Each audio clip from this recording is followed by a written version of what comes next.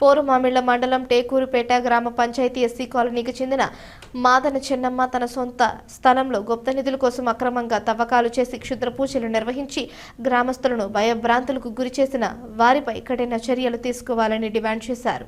నా పేరు చెన్నమ్మ, మాదన చెన్నమ్మ. టేకూరుపేటలో నా స్థలం ఉంది.